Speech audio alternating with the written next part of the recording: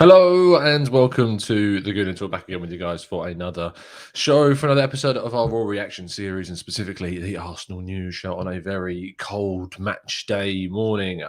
It's crazy how quickly things change in terms of temperature and, of course, form for Arsenal off the back of 3 opening game defeats, going into 4 back-to-back victories, hopefully aiming to make it a 5th against Neil Mopé's Brighton. Very interesting game today. 5:30 p.m. UK time. Of course, I'll be covering it for Football.London. You'll be able to find my reaction to the game straight afterwards over on the Arsenal Way. So make sure, if you aren't already, please do go over there and subscribe. I'll be filling you with content, of course, through Football.London. We'll have lineup reactions and, of course, a full-time opinion piece going out as well. So make sure that you are following Football London's Arsenal feed and the Arsenal Way, of course, as well. We, of course, will be covering all of the game on the channel as well tomorrow morning at 8 a.m. I don't get off shift tonight until 11, so I won't be doing a show this evening, but there will be the 8 a.m. show tomorrow morning to go through the game with a podcast with the regulars a little bit later on as well. So make sure you're subscribed to the Gooner Talk and the Arsenal Way to get all of your latest TC content. So please do make sure you have, if you haven't already, and drop a like on today's video. It takes you 2 seconds. Just click that like button and get involved with the fun by joining up as a member and joining our Discord server. For those that have recently signed up, I'll be putting a new link to the Discord in the community tab after today's show. So make sure that you're in there so you can join the discussion in the Discord server for the match. It goes on throughout the game. If you want people to chat to, then you can. I've also got some exciting news next week about the possibility of winning some tickets for an Arsenal game. More info to come, as I say, next week. So make sure you're tuned into the channel and subscribed, because the only way you're going to be able to win those tickets is if you subscribed to the channel. But I look forward to giving you some more info about that very soon. And also, if you didn't check out yesterday's William Saliba report of how he's got on in the month of September, then make sure you go and watch that back with Ben, who was really, really good regarding breaking down the player. Good morning to everybody in the chat box. Liam, yes, you have indeed made one of our live shows. Thank you so much. I'm glad that the chat box is congratulating you. That's the type of community that we've built here. Christopher says, just a quick question. What colour is North London? You know it's red, fella. You know it's red. And let me ask you a question. What do you think of Spurs? And you can let me know in the chat box. Good morning, everybody in the chat box. Brilliant to see so many of you, as always, making this part of your morning routine. Let's crack on with the first story of the day. And we start with a brilliant victory by Arsenal's under-23s, who are now top of the under-23s league, considering the fact that Arsenal were surviving relegation on the last game of last season. The amazing turnaround that Kevin Betsy has achieved is frankly brilliant. Yes, he's got a great team, but he had a lot of those players last season, and he has got arguably less of those, with so many of them going out on loan. So much so that players like Ben Cottrell, Kido Taylor-Hart, Omari Hutchinson are on the bench because there's so much talent in this Arsenal side, and it's a really exciting time to see so many coming through. 2 goals from Balogun, one being obviously, or 2 of them technically being penalties. The first one was saved and he scored the rebound. The second one, he just wins by this unbelievable piece of skill where he just kind of like rolls it back on from his right foot to his left and then side foots it through the player's legs to then run past and win a penalty off him just by bamboozling him, basically. It was brilliant. And Salah-Eddin scoring another. I think that's 2 in 2 for him now from midfield. Really exciting stuff. Charlie Patino had another really influential performance on the pitch as well, and went over to throw his shirt into the stands. Our reporter from Football London, Kaya Karnat, was there and reported on that. So make sure you go and check out his Twitter feed to get all of that lovely stuff as well. But really good moves from Kevin Betsy's side. Now, Mikel Arteta has been speaking about Edu ahead of the game, and he says that when we had difficult moments, Edu, has been the best, because difficult moments is when you see the real face of people, who they are, what their values are, and if you share those values or not. We have worked incredibly well together, and having to make so many decisions that I'm sure in football is not easy to not clash. We've done it in a great way, and I'm so proud of the people that we have in our organisation. When I talk about unity, it's because unity brings synergy, a word I like to use, and that happens with Edu or the CEO or my players. Then there is something that comes up that is one add one is not two. It sometimes is three. And why is it? It is because this unity exists. And what happened in the stadium the other day in the North London derby is exactly that. Now, I want to take your mind back. Imagine you've got yourself a TARDIS and you're throwing yourself back in time to, I think it was deadline day, when the ever-present AFC Bell tweeted out that there was unrest. Do you remember that? Do you remember? In fact,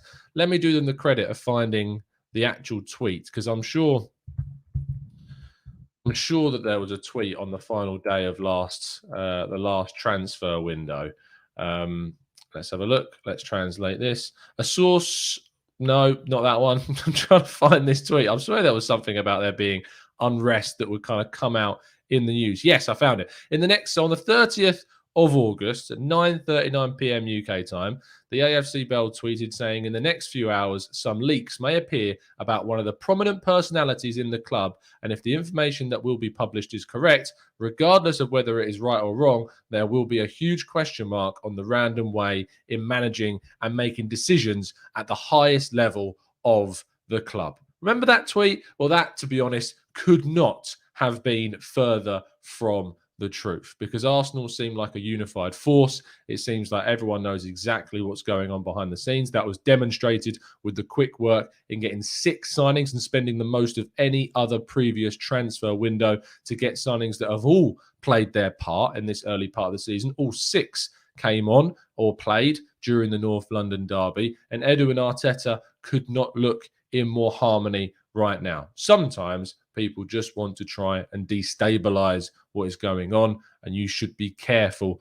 with what you follow and what you listen to and how you get your information. Just a word of warning, but some really good stuff coming out of the club, and absolutely brilliant to see it happening the way that it is. Dabo in the chat, thank you ever so much for becoming a member. Really appreciate your support, as well as all of our members. Make sure you join our Discord server to get in with the discussion over the game. Let's move on to the next story, which comes from an interview with Gabriel, who says, I think more than anything on the pitch, the language was the biggest difficulty for me in terms of adapting.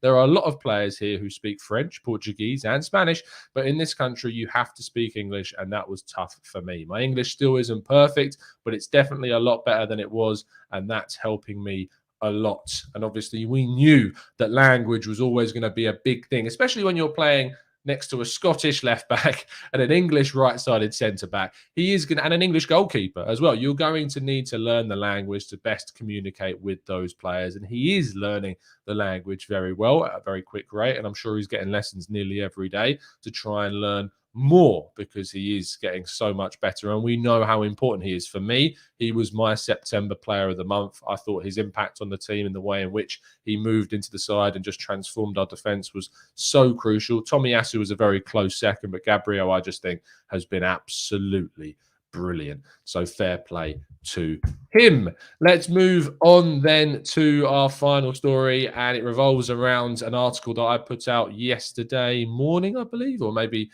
Thursday evening, that Miguel Aziz, that the consideration about recalling him could be increasing every single day, with the fact that he is simply not getting enough minutes on the pitch. And the problem is that you need this guy playing. You see someone like Charlie Patino, like Salah-Eddin, that are playing exceptionally well, playing week in, week out for the under-23s.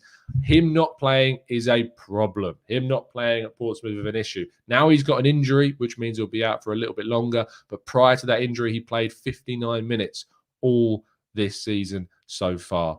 There will be a consideration to recall him. He has got a recall clause in his contract. We know that Arteta is not privy to recalling them. In fact, or rather, he is privy to doing it, because we've seen it happen with Nketiah and Leeds United when he first took over. And so this is certainly something that could be considered. We know that Mohamed El Neni and Thomas Partey will be going off to the African Cup of Nations in the January window as well. So Aziz could be brought back for that period and then loaned back out at the end of the window. It also depends on Granit Xhaka's fitness, because he's expected to return just before that January window starts. We could also bring in someone on a short-term loan, or maybe even a more permanent signing.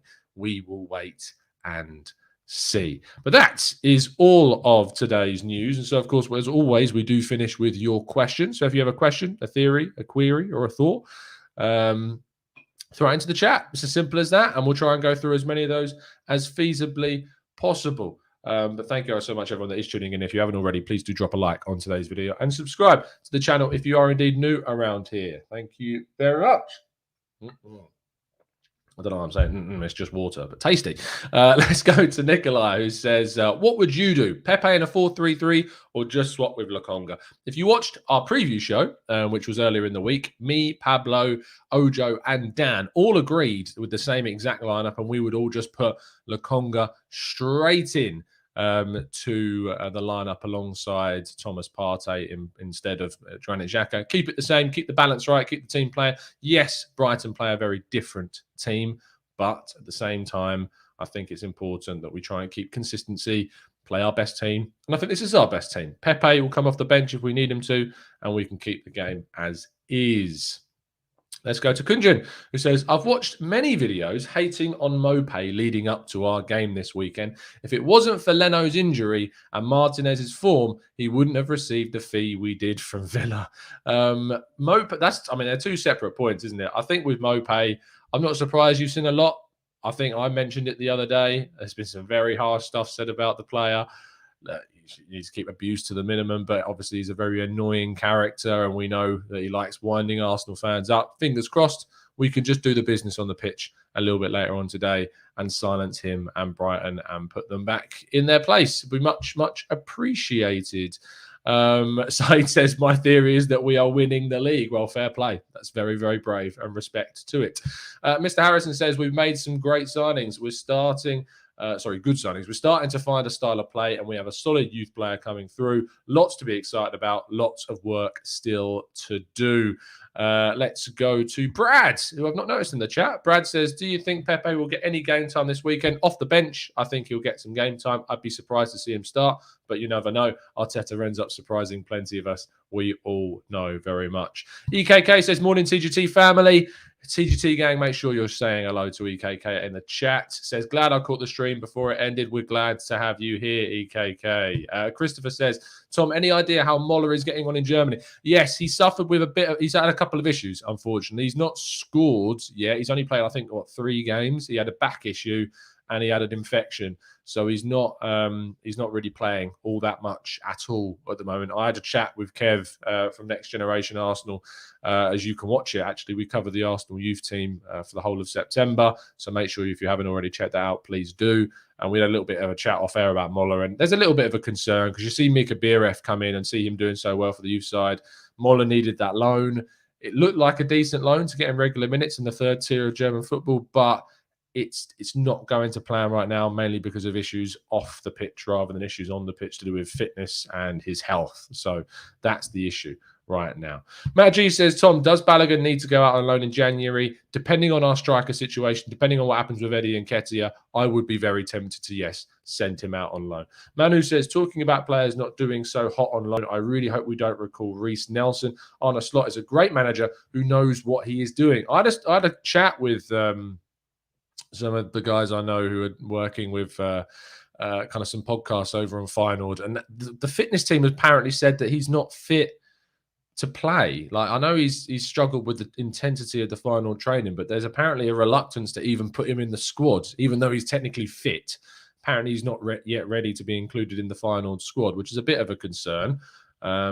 We'll see what happens along that line, but it's not looking too great for Reece Nelson at the moment because they don't deem him fit enough to even be in the squad right now, which is crazy.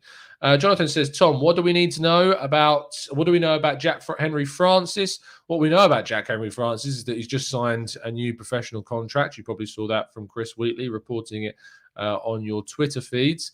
Really exciting young player. I don't know much about him. I'll be very honest. All I know is that he's very highly rated by the club, but I haven't been in and around him. We saw him obviously come off the bench, I think, a couple of times in pre-season. Looks a little bit lively. We'll have to watch this space regarding Jack Henry Francis, but he has just signed a new professional contract with the club. Jasmeet says, I think if Lokonga plays alongside Partey, Lokonga will be the one deeper on Partey to cover the Xhaka position. I agree. Samia says, what are your thoughts on Martin dropping very deep like he did against Burnley? Didn't like it personally. You need that 15 metres higher and to not screen the defence. Look, I want to see Ødegaard playing in the 10 role, pushing and pressing and running, because he's done that so incredibly well. He's had a whole week to recover, and I want to see it happening again this Saturday evening. Anne says, who do you think will play more this season, Nketiah or Balogun? Ironically, probably Nketiah, to be honest. And I think Balogun may end up going out on loan. It depends what happens in January with those two. Probably not me. Says it's funny how a narrative can change in just a couple of weeks. It used to be that we signed a bunch of young players for the future. Now we sign a bunch of good players that happen to be young too. I mean, to be fair, when we talked about it, we talked a lot about how they could improve us in certain areas, but I think they've all surprised plenty of us in how good they've been since they've entered the team. Manu says, who are you thinking of to bring in a short-term loan? Maybe test the waters of an Orkan Kokcu. I know, Manu, you're a big fan of the guy, and seeing him play in a slightly deeper role this season, maybe someone that we could look at. We've been linked to him previously. We never really made a bid or an offer that got, if it didn't get accepted, but I know that there was interest from Arsenal, but nothing regarding a formal bid was ever made. Maybe keep an eye on that area. But it says, what should we do with Balogun? He is too good for the 23s. I think a loan in January probably makes a lot of sense. What do you think about VDB? Says Jaden. VDB. Why can I not work out who that is? Jaden, tell me. I'm probably being an absolute dolt and not realising who that is. Rather Vary says, do you think if Basuma is not the Brighton team today, do you think we have a better chance of running the midfield? Absolutely. If they miss Basuma, then that's their best player, arguably gone. So absolutely, we'd be better off without him. Double barrel names need to stop, says Jungberg Cap. I mean, double barrel names are pretty common because, you know, a lot of parents aren't together these days in comparison to previous years. It's more of a modern occurrence, so I'm not surprised that there's more of them. I don't think you can necessarily say they need to stop. People can name their kids whatever they like. Jasmine says, Tom, now that Xhaka is injured, perhaps time to fast-track Charlie Patino into the first team. He plays a lot in the Xhaka position this season. Do you think he's up for that role? I think he still needs to specialise and to work out where he's going to play best. He kind of played a little bit further forward for the under-23s, but he is a central midfielder. He can play in the number 8 role if he needs to. I want to see him given chances. I just don't know when those chances will come. Maybe the lead squad. We'll see. Van der Beek, thank you. Yes, thank you, Chatbox. Much appreciate all of you showing how much I need a cup of coffee this morning. Would I take him? I think I talked about this before. I personally wouldn't. I think Man United would charge us too much money, and I think we could probably get a better player in a better deal from elsewhere. Billy says, thoughts on Arteta mentioned the Champions League. Is it target for this season? Billy, it's always going to be the target. The club is always wanting again to be getting back into the top 4. I'm not saying it's his objective, like the minimum objective for him is top 4, but he personally will, of course, be looking to try and push Arsenal towards a top 4 place. What's the point in you looking any lower? The minimum should be top 6, but they should always be looking to go for a top 4 place. So there you go.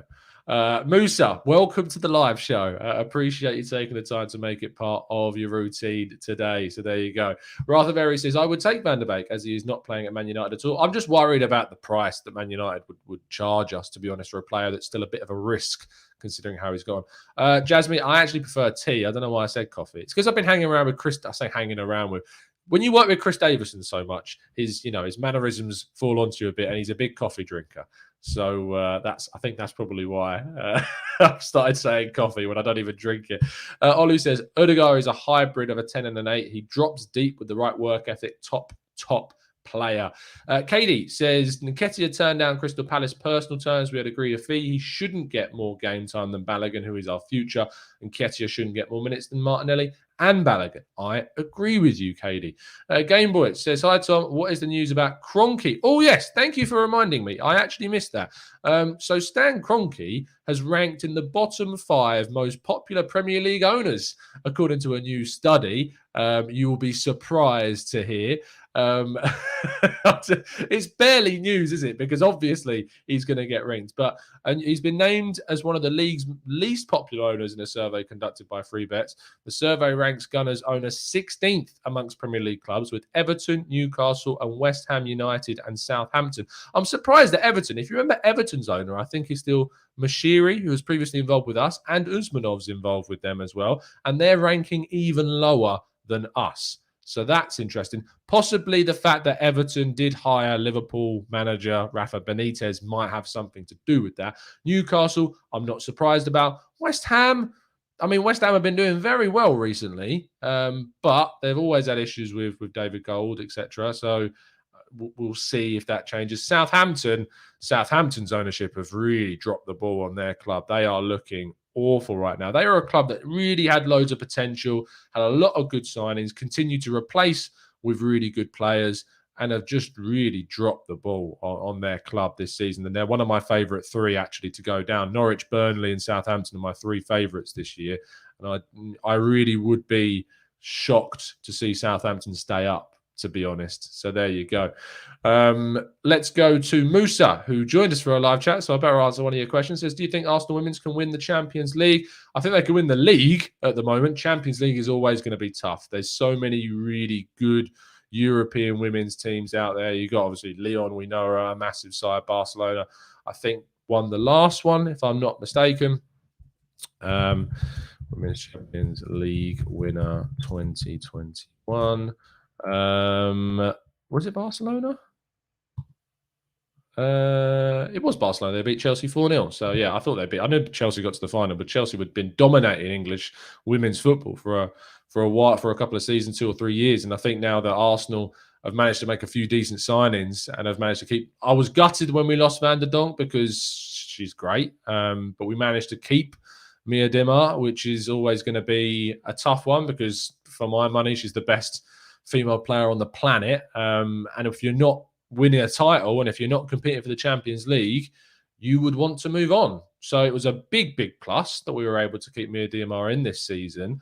And the fact that she stayed and that we've made some really good signings on top of that, hopefully can push us towards a victory. But the girls are doing great. And fingers crossed, they obviously won the North London Derby the other day. Some great work from them. And we wish them the absolute best for the season. And hopefully they can bring it home and bring them all home. We want a women's treble. That's what we'd like to see. Anyway, thank you so much, guys, for tuning in. It is match day, so it's a little bit of a shorter show today. I will be back over on the Arsenal Way straight after the game. Link into the channel is in the description, so make sure you do join us for the post-match show. There'll then be a show tomorrow morning at 8 a.m. on here of me getting your reaction to the game. And, of course, a podcast will follow in the convenient 24, 48 hours after that as well. So make sure you tune in and subscribe to the Gooner Tool to get all of that lovely content. It is then the international break, as you know. I'll be continuing to cover Arsenal news, but as I'm sure you're well aware, the October international break is awful. It is disgusting. It is incredibly dull, but I'm going to try my hardest to bring you some really good content over that time with some really good guests. What happens international break is people tend to be less busy, so we can hopefully get some really good guests on for our Let's Talk Arsenal Fans series. So I look forward to bringing you all of that goodness. On Sunday, fingers crossed as well, maybe early next week, you'll see part 2 of mine and Bailey's Football Fun Day video. More chance for me to embarrass myself. I know I've been hyping it up, but I just love it. I think it's hilarious. I thought that episode 1 was really good. So episode 2, we look forward to bringing you very, very soon. I also have some personal news. I know if any of my teammates are going to be watching this, are going to be laughing. 6-a-sides is starting again for myself on Sundays. So I'm looking forward to getting back on the pitch. As you probably saw from part 1 of our Football Fun Day video, I really need the practice. So getting back into 6-a-sides on Sunday evenings is going to be entertaining and amusing. So I'm looking forward to that.